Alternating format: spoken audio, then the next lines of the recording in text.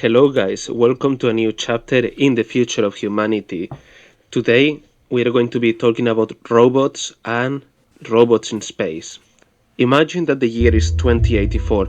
Arnold Schwarzenegger is an ordinary construction worker who is troubled by recurring dreams about Mars. He decides that he must venture to the planet to learn the origin of these dreams.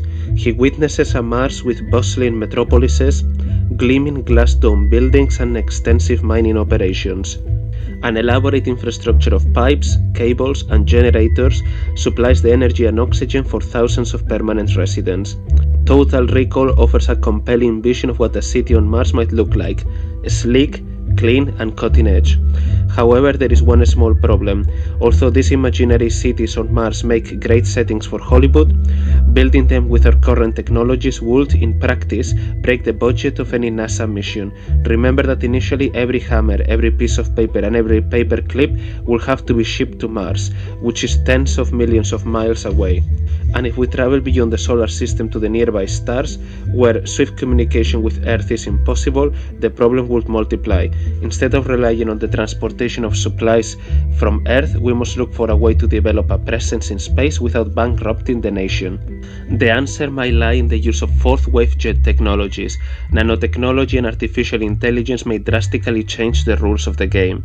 By the late 21st century, advances in nanotechnology should allow us to produce large quantities of graphene and carbon nanotubes, super lightweight materials that will revolutionize construction. Graphene consists of a single molecular layer of carbon atoms tightly bonded to form an ultra-thin, ultra-durable sheet. It is almost transparent and weighs practically nothing, yet it is the toughest material known to science, 200 times stronger than steel and stronger even than diamond. In principle, you could balance an elephant on a pencil and then place the pencil point on a sheet of graphene without breaking or tearing it. As a bonus, graphene also conducts electricity. Already, scientists have been able to carve molecule-sized transistors on sheets of graphene. The computers of the future might be made of it. Carbon nanotubes are sheets of graphene rolled into long tubes. They are practically unbreakable and nearly invisible. If you build the suspension for the Brooklyn Bridge out of carbon nanotubes, the bridge will look like it was floating in mid-air. If graphene and nanotubes are such miracle materials, why haven't we used them for our homes, bridges, buildings, and highways? At the moment, it is exceedingly difficult to produce large quantities of pure graphene. The slightest impurity or imperfection at the molecular level can ruin its miraculous physical properties. It is difficult to produce sheets larger than a postage stamp. But chemists hope that by the next century it might be possible to mass produce it, which will vastly decrease the cost of building infrastructure in outer space. Because it is so light, it could be shipped efficiently to distant extraterrestrial locales, and it might be even manufactured on other planets. Whole cities made from this carbon material may rise from the Martian desert. Buildings may look partially transparent. Spacesuits could become ultra thin and skin tight. Cars will become super energy efficient because they will weigh very little. The entire field of architecture could be turned upside down with the coming of nanotechnology. But even with such advances, who will do all the back-breaking dirty work to put together our settlements on Mars, our mining colonies in the asteroid belt, and our bases on Titan and exoplanets? Artificial intelligence may yield that solution. AI, an infant science. In 2016, the field of artificial intelligence was electrified by the news that AlphaGo, DeepMind's computer program, had beat Lee Sedol, the world champion of the ancient game of Go. Many had believed that this feat would require several more decades. Editorials began to wail it that this was the obituary for the human race. The machines had finally crossed the Rubicon and would soon take over. There was no turning back. AlphaGo is the most advanced game playing program ever. In chess there are on average about 20 to 30 moves you can make at any time, but for Go there are about 250 possible moves. In fact, the total number of Go game configurations exceeds the total number of atoms in the universe. It was once thought to be too difficult for a computer to count all possible moves, so when AlphaGo managed to beat Sedol, it became an instant media sensation. However, it soon became apparent that AlphaGo, no matter how sophisticated, was a one-trick pony. Winning at Go was all it could do. As Oren Etzioni, CEO of the Allen Institute for Artificial Intelligence, said, AlphaGo can't even play chess, it can talk about the game. My 6-year-old is smarter than AlphaGo. No matter how powerful its hardware is, you cannot go up to the machine, slap it on its back, congratulate it for beating a human, and expect a coherent response. The machine is totally unaware that it made scientific history. In fact, the machine does not even know that it is a machine. We often forget that today's robots are glorified add-in machines, without self-awareness, creativity, common sense, or emotions. They can excel at specific, repetitive, narrow tasks, but fail at more complex ones that require general knowledge. Although the field of AI is making truly revolutionary breakthroughs, we have to put its progress in perspective. If we compare the evolution of robots to that of rocketry, we see that robotics is beyond the stage that Tsiolkovsky was in. That is, beyond the phase of speculation and theorizing.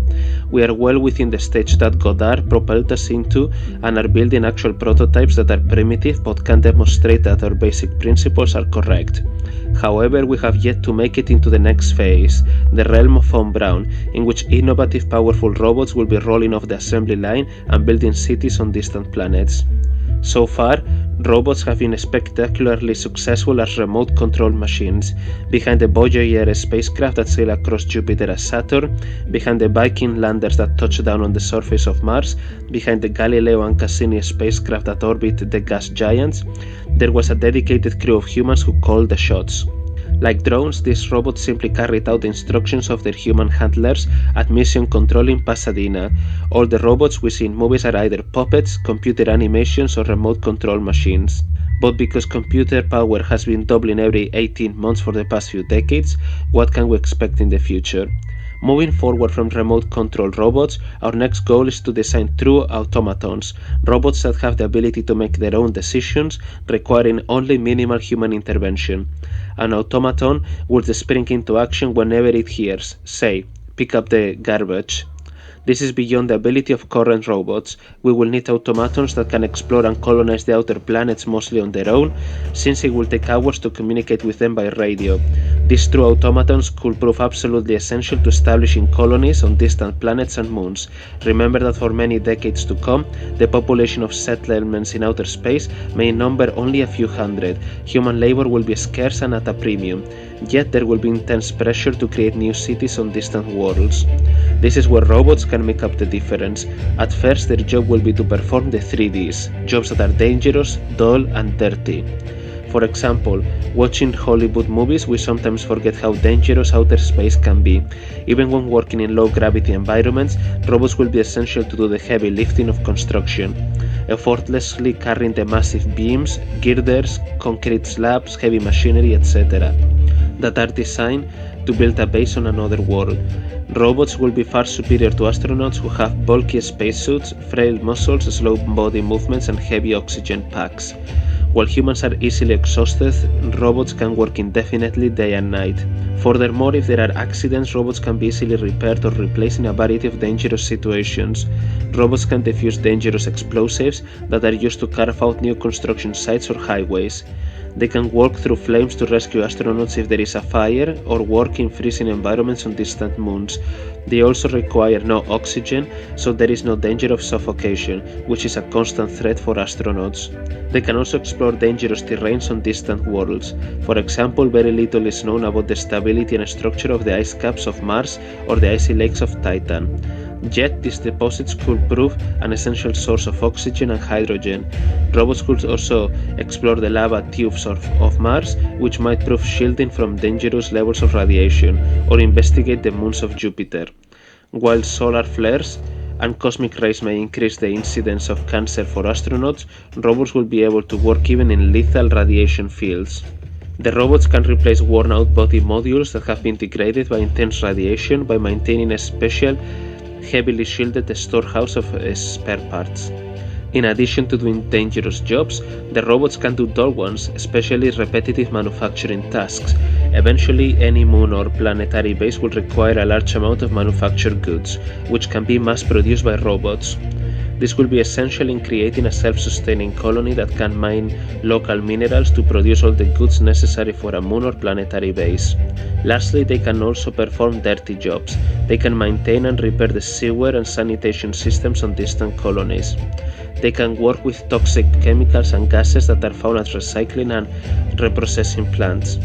We see therefore that automatons that can function without direct human intervention will play an essential role if modern cities, roads, skyscrapers and homes are to rise from desolate lunar landscapes and Martian deserts. However, the next question is, how far are we from creating true automatons? If we forget about the fanciful robots we see in the movies and in science fiction, what is the actual state of the technology? The history of AI. In 1955, a select group of researchers met at Dartmouth and created the field of artificial intelligence. They were supremely confident that, in a brief period of time, they could develop an intelligent machine that could solve complex problems, understand abstract concepts, use language, and learn from its experiences. They stated, "We think a significant advance can be made in one or more of these problems if a carefully selected group of scientists work on it together for a summer." But they made a crucial mistake.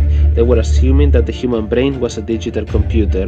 They believed that if you could reduce the laws of intelligence to a list of codes and load them into a computer, it would suddenly become a thinking machine. It would become self-aware and you could have a meaningful conversation with it. This was called the top-down approach, or intelligence in a bottle. The idea seemed simple and elegant and inspired optimistic predictions. Great successes were made in the 1950s and 1960s. Computers could be designed to play checkers and chess, solve theorems from algebra, and recognize and pick up blocks. In 1965, AI pioneer Herbert Simon declared, "Machines will be capable within 20 years of doing any work a man can do." In 1968, the movie 2001 introduced us to HAL, the computer that could talk to us and pilot a spaceship to Jupiter. Then AI hit a brick wall. Progress slowed to a crawl in the face of two main hurdles: pattern recognition and common sense. Robots can see, many times better than we can in fact, but they don't understand what they see. Confronted with a table, they perceive only lines, squares, triangles, and ovals. They cannot put these elements together and identify the whole. They don't understand the concept of tableness. Hence, it is very difficult for them to navigate a room, recognize the furniture, and avoid obstacles. Robots get totally lost when walking out on the street, where they encounter the blizzard of lines, circles, and squares that represent babies, cops, dogs, and trees. The other obstacle is common sense. We know that water is wet, that the strings can pull but not push, that blocks can push but not pull, and that mothers are older than their daughters. All this is obvious to us, but where did we pick up this knowledge? There is no line of mathematics that proves that strings cannot push. We glean these truths from actual experience, from bumping into reality. We learn from the University of Hard Knocks. Robots, on the other hand, do not have the benefit of life experience. Everything has to be spoon-fed to them, line by line, using computer code. Some attempts have been made to encode every nugget of common sense, but there are simply too many. A 4-year-old child intuitively knows more about the physics, biology, and chemistry of the world better than the most advanced computer in the world. In 2013, the Defense Advanced Research Project Agency, DARPA, the branch of the Pentagon that laid the groundwork for the Internet, issued a challenge to the scientists of the world. Build a robot that can clean up the horrible radioactiveness mess at Fukushima, where 3 nuclear power plants melted down in 2011. The debris is so radioactive that workers can only enter the lethal radiation field for a few minutes.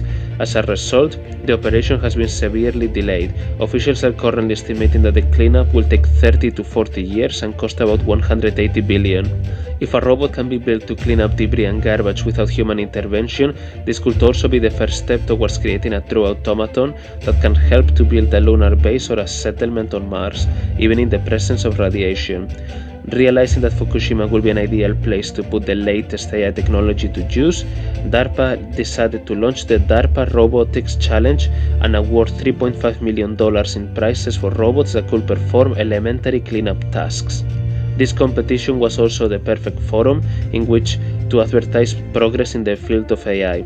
It was time to show off some real gains after years of hyperbole and overhyping. The world will see that robots were capable of performing essential tasks for which humans were not well suited. The rules were very clear and minimal. The winning robot had to be able to do 8 simple tasks, including drive a car, remove debris, open a door, close a leaky valve, connect a fire hose, and turn a valve. Entries came pouring in from around the world as competitors vied for glory and the cash reward, but instead of ushering in a new era, the final results were a bit embarrassing.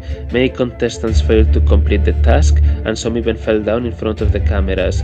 The challenge demonstrated that AI had turned out to be quite a bit more complex than the top-down approach would suggest. Other AI researchers have abandoned the top-down method completely, instead choosing to mimic Mother Nature by going bottom-up.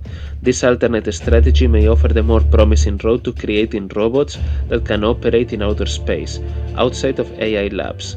Sophisticated automatons can be found that are more powerful than anything we're able to design. These are called animals. Tiny cockroaches expertly maneuver through the forest, searching for food and mates.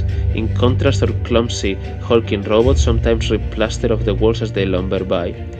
The flawed suppositions underlying the efforts of the Dartmouth researchers 60 years ago are haunting the field today. The brain is not a digital computer. It has no programming, no CPU, no Pentium chip, no subroutines, and no coding. If you remove one transistor, a computer will likely crash, but if you remove half the human brain, it can still function.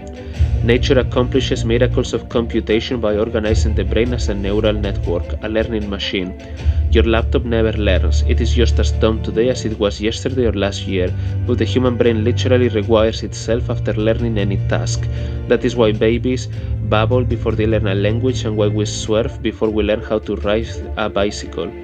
Neural nets gradually improve by constant repetition, following Hebb's rule, which states that the more you perform a task, the more the neural pathways for that task are reinforced. As the saying in neuroscience goes, neurons that fire together wire together.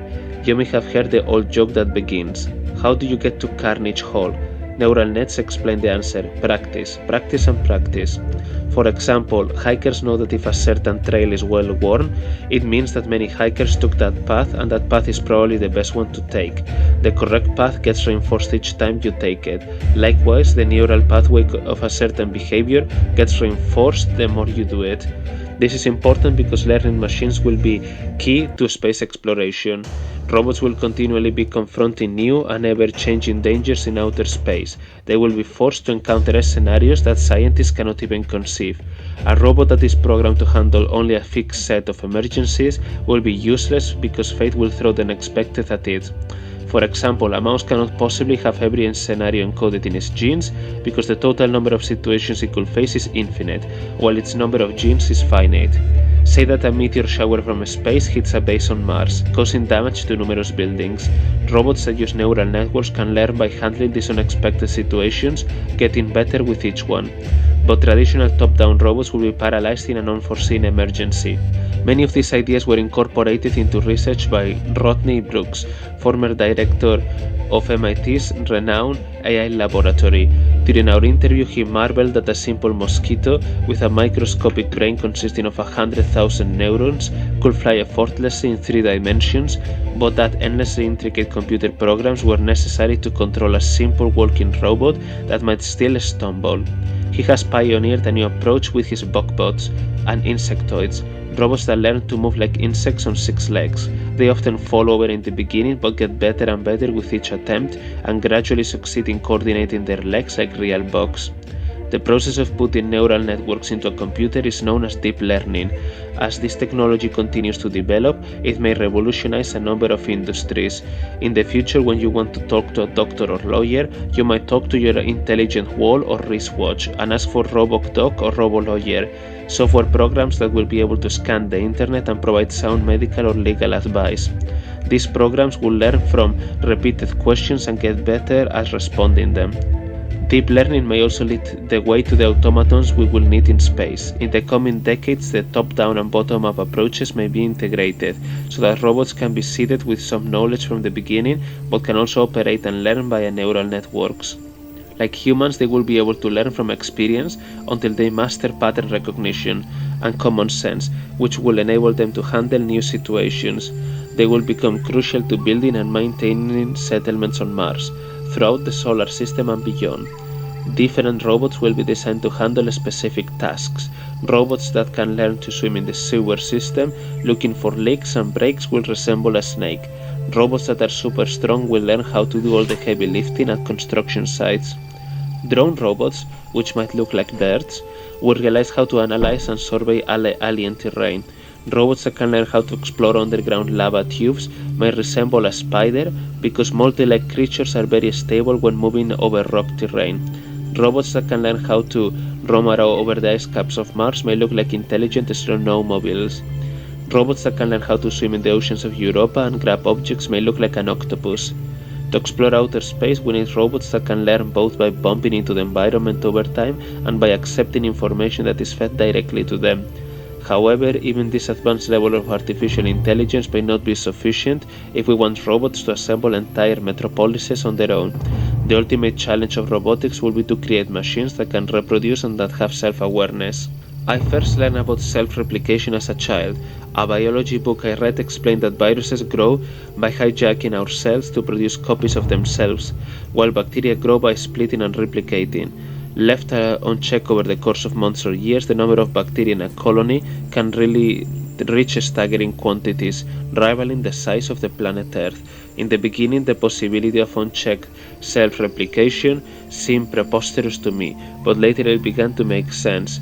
A virus, after all, is nothing but a large molecule that can reproduce itself, but it's a handful of these molecules deposited in your nose that can give you a cold within a week.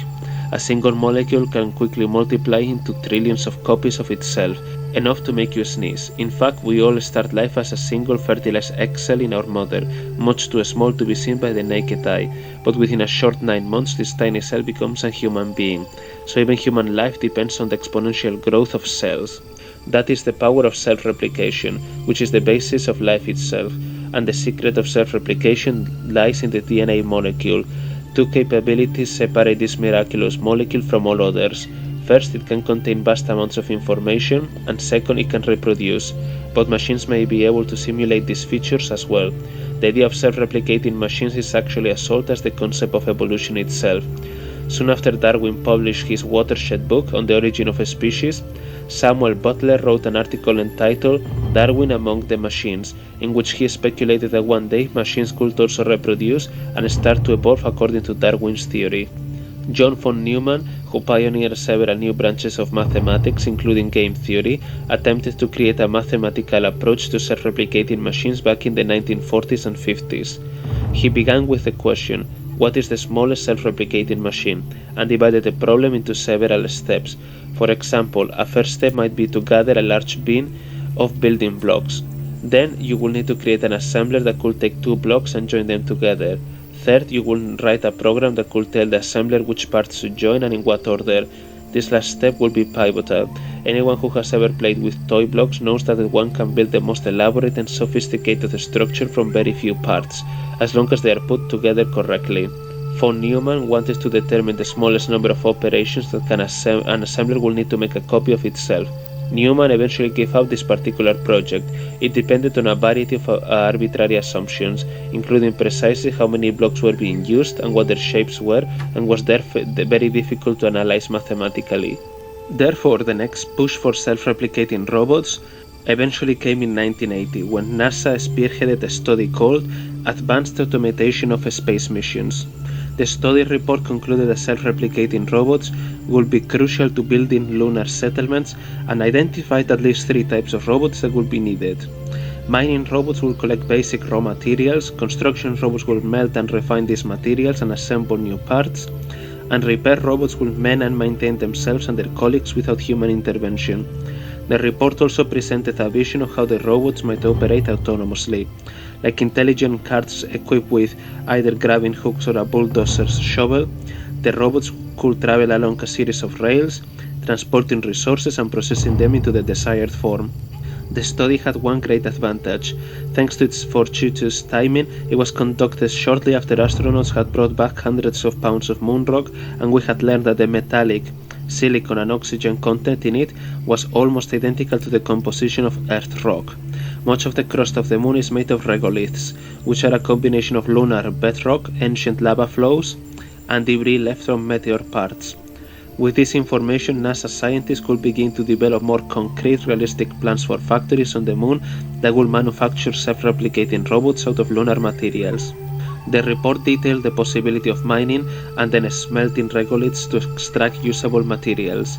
After this study progress, we said replicating machines went dark for many decades as people's enthusiasm waned, but now that here is a renewed interest in going back to the moon and in reaching the red planet, the whole concept is being re-examined.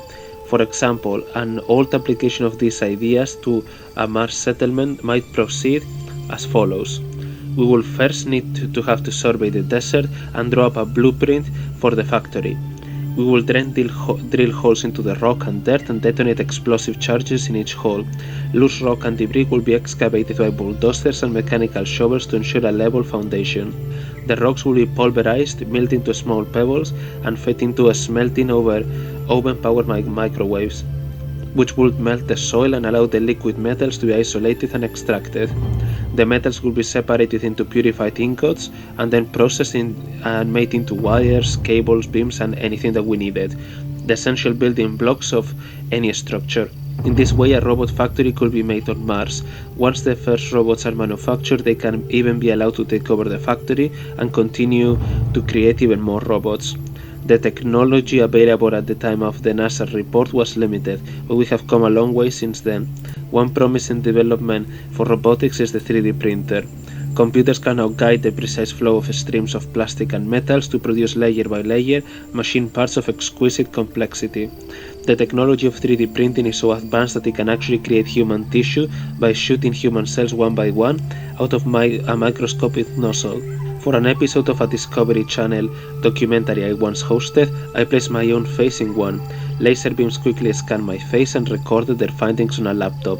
This information was fed into a printer, which meticulously dispensed liquid plastic from a tiny spout. Within about 30 minutes, I had a plastic mask of my own face. Later, the printer scanned my entire body and then within a few hours, produced a plastic action figure that looked just like me. So in the future we will be able to join Superman along our collection of action figurines. The 3D printers of the future might even be able to recreate the delicate tissues that constitute functioning organs or the machine parts necessary to make a self-replicating robot. They might also be connected to the robot factories, so that molten metals might be directly fashioned into more robots. The first self-replicating robots on Mars will be the most difficult ones to produce. The process would require exporting huge shipments of manufacturing equipment to the Red Planet. But once the initial robot is constructed, it could be left alone to generate a copy of itself. Then two robots will make copies of themselves, resulting in 4 robots. With this exponential growth of robots, we could soon have a fleet large enough to do the work of altering the desert landscape. They will mine the soil, construct new factories, and make unlimited copies of themselves cheaply and efficiently. They could create a vast agricultural industry and propel the rise of modern civilization not just on Mars, but throughout space, conducting mining operations in the asteroid belt, building laser batteries on the moon, assembling gigantic starships in orbit, and laying the foundations for colonies on distant exoplanets. It will be a stunning achievement to successfully design and deploy self-replicating machines. But beyond that milestone remains what is arguably the holy grail of robotics, machines that are self-aware. These robots will be able to do much more than just make copies of themselves. They will be able to understand who they are and take on leadership roles, supervising other robots, giving commands, planning projects, etc. They will talk back to us and offer reasonable advice and suggestions.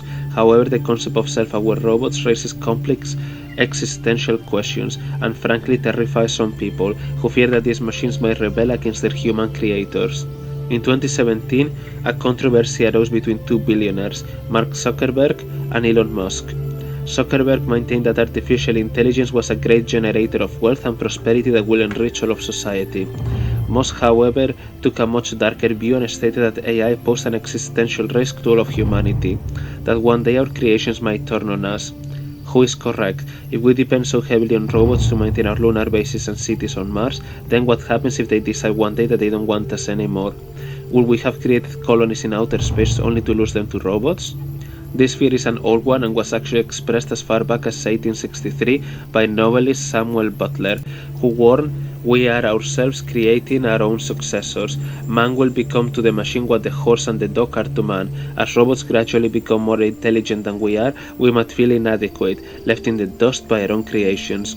AI expert Hans Moravec has said, "Life may seem pointless if we are fated to spend it staring stupidly at our ultra-intelligent progeny as they try to describe their even more spectacular discoveries in baby talk that we can understand." Google scientist Geoffrey Hinton doubts that super smart robots will continue to listen to us. That is like asking if a child can control his parents. There is not a good track record of less intelligent things controlling things of greater intelligence. Oxford professor Nick Bostrom has stated that before the prospect of an intelligence explosion, we humans are like small children playing with a bomb. We have little idea when the detonation will occur, though if we hold the device to our ear we can hear a faint ticking sound. Others hold that a robot uprising will be a case of evolution taking its course. The fittest replace organisms that are weaker. This is the natural order of things. Some computer scientists may actually welcome the day when robots will outstrip humans cognitively. Claude Shannon, the father of information theory, once declared, "I visualize a time that we will be to robots what dogs are to humans, and I am rooting for the machines." Of the many AI researchers I have interviewed over the years, all of them were confident that AI machines will one day approach human intelligence and be of great service to humanity. However, many of them refrain from offering specific dates or timelines for this advancement. Professor Martin Minsky of MIT, who wrote some of the founding papers on artificial intelligence, made optimistic predictions in the 1950s but disclosed to me in a recent interview that he is no longer willing to predict specific dates, because AI researchers have been wrong too often in the past. Edward Feigenbaum of Stanford University maintains, "It is ridiculous to talk about such things so early. AI is eons away." A computer scientist quoted in the New Yorker said, "I don't worry about that machine intelligence for the same reason I don't worry about overpopulation on Mars." When addressing the Zuckerberg Musk controversy, my own personal viewpoint is that Zuckerberg in the short term is correct. AI will not only make possible cities in outer space, it will also enrich society by making things more efficient, better, and cheaper, while creating an entirely new set of jobs generated by the robotics industry, which may one day be larger than the automobile industry of today. But in the long term, Musk is correct to point out a larger risk. The key question in this debate is, at what point will robots make this transition and become dangerous? I personally think the key turning point is precisely when robots become self-aware. Today, robots do not know they are robots, but one day they might have the ability to create their own goals rather than adopt the goals chosen by their programmers. Then, they might realize that their agenda is different from us. Once our interests diverge, robots could have the intelligence of a bug, but perhaps by late in this century they might have become self-aware. By then we will also have rapidly growing permanent settlements on Mars. Therefore it is important that we address this question now, rather than when we have become dependent on them for our very survival on the red planet. A proponent of the best case scenario is inventor and bestseller author Ray Kurzweil. Each time I have interviewed him, he has described a clear and compelling but controversial vision of the future. He believes that by 2045 we will reach the singularity, or the point at which robots might surpass or match in human intelligence. The term comes from the concept of a gravitational singularity in physics, which refers to regions of infinite gravity, such as in a black hole. It was introduced into computer science by mathematician John von Neumann, who wrote that the computer revolution will create an ever-accelerating progress and changes in the mode of human life, which gives the appearance of approaching some essential singularity. Kurzweil claims that when the singularity arrives, $1,000 computer will be 1,000,000,000 times more intelligent than all humans combined. Moreover, these robots will be self-improving, and their progeny will inherit their acquired characteristics, so that each generation will be superior to the previous ones, leading to an ascending spiral of high-functioning machines. Kurzweil maintains that instead of taking over, our robot creations will unlock a new world of health and prosperity. According to him, microscopic robots or nanobots will circulate in our blood and destroy pathogens, correct DNA errors, eliminate toxins, and perform many other tasks to enhance our physical well-being. He is hopeful that science will soon discover a cure for aging and firmly believes that if he lives long enough, he will live forever. He confided to me that he takes several hundreds of pills a day, anticipating his own immortality, but in case he doesn't make it, he has willed his body to be preserved in liquid nitrogen at a cryogenics firm. Kurzweil also foresees a time much further into the future when robots will convert the atoms of the Earth into computers. Eventually, all the atoms of the Sun and Solar System will be absorbed into this grand thinking machine. He told me that when he gazes into the heavens, he sometimes imagines that he might in due course witness evidence of superintelligent robots rearranging the stars. Not everyone is convinced, however, of this rosy future. Mitch Kapor, founder of Lotus Development Corporation, says that the singularity movement is fundamental, in my view, driven by a religious impulse, and all the frantic arm waving can't obscure the fact for me. Hollywood has countered Kurzweil's utopia with a worst case scenario for what it might happen. In the movie Terminator, the military creates an intelligent computer network called Skynet, which monitors all of our nuclear weapons. It is designed to protect us from the threat of nuclear war, but then Skynet becomes self-aware. The military, frightened that the machine has developed a mind of its own, tries to shut it down. Skynet, programmed to protect itself, does the only thing it can do to prevent this, and that is to destroy the human race. It proceeds to launch a devastating nuclear war, wiping out civilization. Humans are reduced to raggedy bands of misfits and guerrillas trying to defeat the awesome power of the machines. I have proposed a theory that I call the space-time theory of consciousness. It is testable, reproducible, falsifiable, and quantifiable. It not only defines self-awareness, but also allows us to quantify it on a scale. The theory starts with the idea that animals, plants, and even machines can be conscious. Consciousness, I claim, is the process of creating a model of yourself using multiple feedback loops. For example, in space, in society, or in time, in order to carry out a goal. To measure consciousness, we simply count the number and types of feedback loops necessary for subjects to achieve a model of themselves. The smallest unit of consciousness might be found in a thermostat or photocell, which employs a single feedback loop to create a model of itself in terms of temperature or light. A flower might have, say, 10 units of consciousness, so it has 10 feedback loops measuring water, temperature, gravity, blah blah blah. In my theory, these loops can be grouped together to a certain level of consciousness. Thermostats and flowers will belong to level 0. Level 1 consciousness includes that of reptiles, fruit flies, and most mosquitoes, which generate models of themselves with regards to space.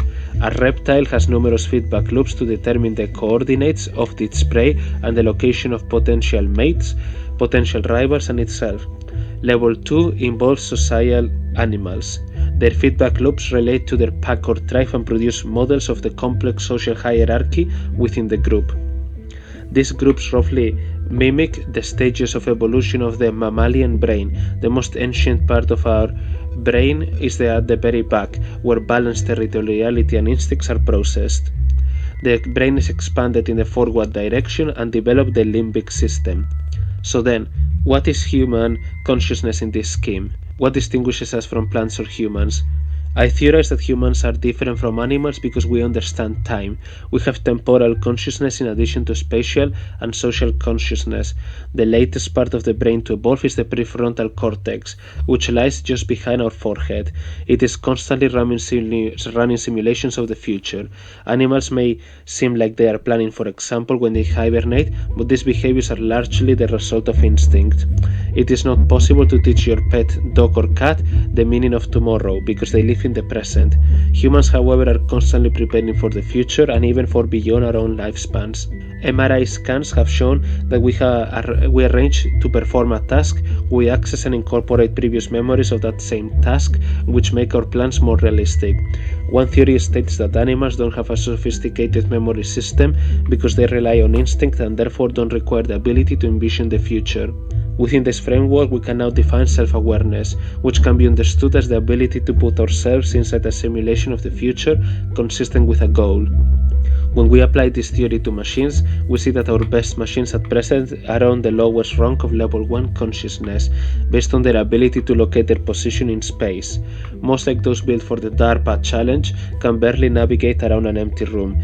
There are some robots that can partially simulate the future, such as Google's DeepMind computer, but only in an extremely narrow direction. If you ask DeepMind to accomplish anything other than a Go game, it freezes up. Machines, we will have to give them an objective.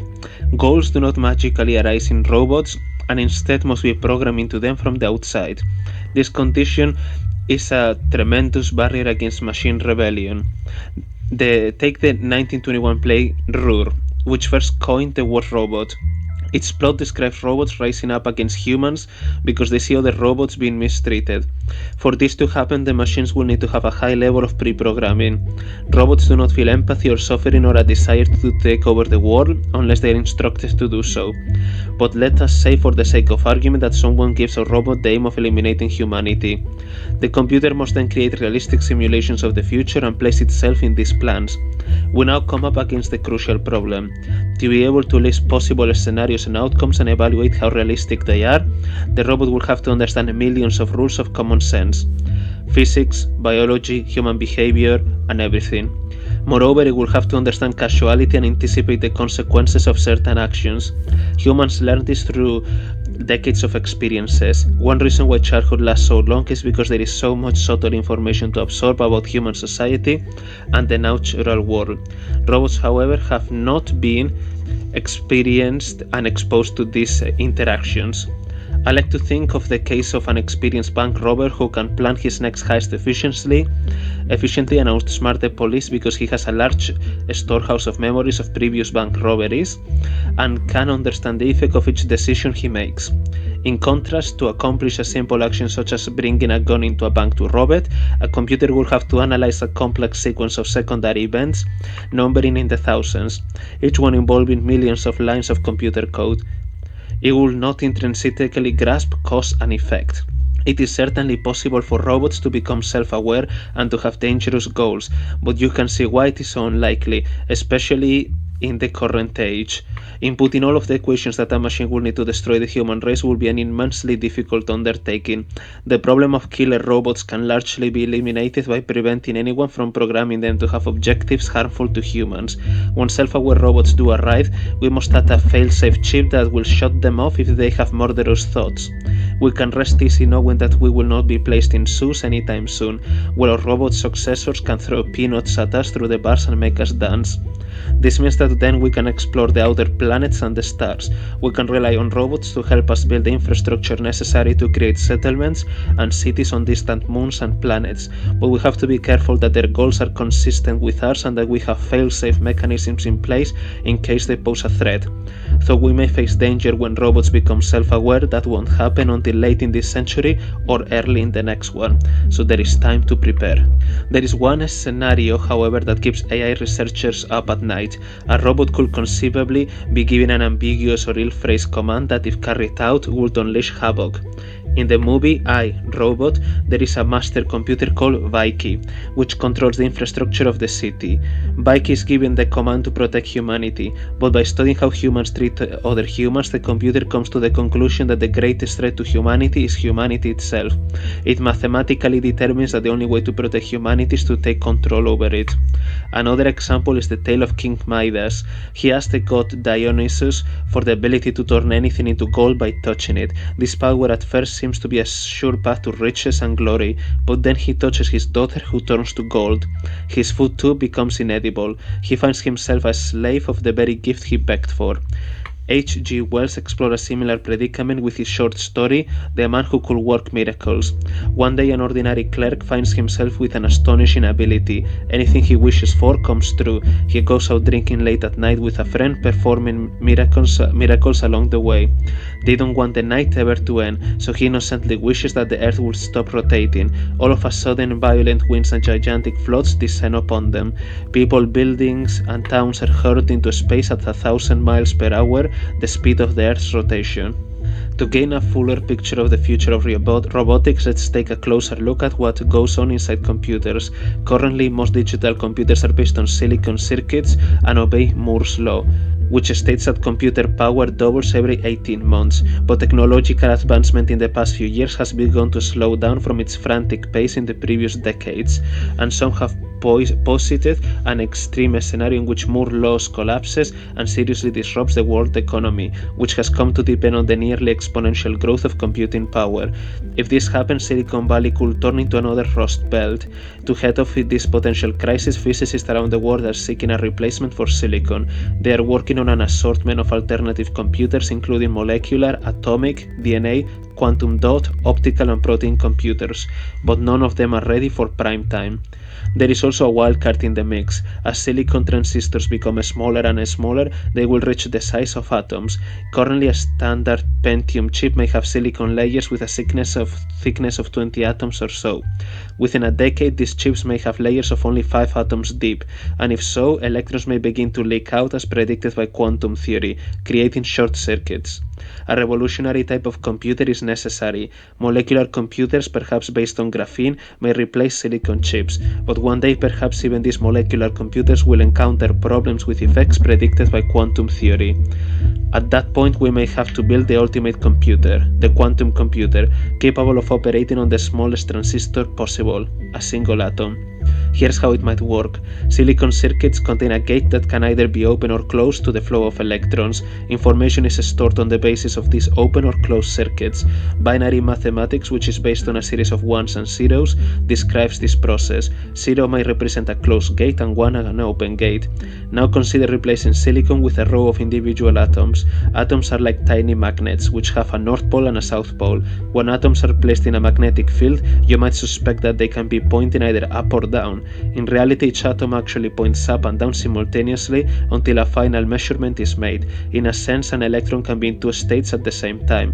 This defies common sense, but is the reality according to quantum mechanics. Its advantage is enormous. You can only store so much data if the magnets are pointing up or down, but if each magnet is a mixture of states, you can pack far greater amounts of information onto a tiny cluster of atoms. Each bit of information, which can be either 1 or 0, now becomes a qubit, a complex mixture of zeros and ones with vastly more storage. The point of bringing up quantum computers is that they may hold the key to exploring the universe. In principle, a quantum computer may give us the ability to exceed human intelligence.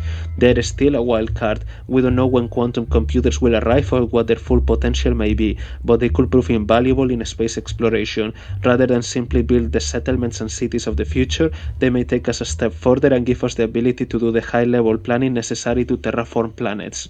Quantum computers will be vastly more potent than ordinary digital computers. Digital computers might need several centuries to crack a code based on an exceptionally difficult math problem, such as factorizing a number in the million into two smaller numbers, but quantum computers calculating with a high number of mixed atomic states could swiftly complete the decryption. The CIA and the other spy agencies are acutely aware of the promise. Among the mountains of classified materials from the NSA that were leaked to the press a few years ago was a top-secret document indicating that quantum computers were being carefully monitored by the agency, but that no breakthrough was expected in the immediate future. Computing on individual atoms can be both a blessing and a curse. While atoms can store an enormous quantity of information, the most minute impurity, vibration, or disturbance can ruin a calculation. It is necessary, but notoriously difficult. To totally isolate the atoms from the outside world, they must be in a state called coherence, in which they vibrate in unison, but the slightest interference could cause the atoms to vibrate randomly and independently of one another, called decoherence. It is one of the biggest problems currently being faced by quantum computing. Because of this problem, quantum computers today can only perform rudimentary calculations. In fact, the world record for a quantum computer involves about 20 qubits. This may not seem so impressive, but it is truly an achievement. It may take several decades or perhaps until late in this century to attain a high-functioning quantum computer. Considering the primitive state of automatons today, I also would not expect to see self-aware robots for a number of decades. Again, perhaps not until the end of the century. In the intervening years, we will likely first deploy sophisticated, remote control machines to continue the work of exploring space, and then perhaps automatons with innovative learning capabilities to begin laying the foundations for human settlements. Later will come self-replicating automatons to complete infrastructure, and then finally quantum-fueled conscious machines to help us establish and maintain an intergalactic civilization.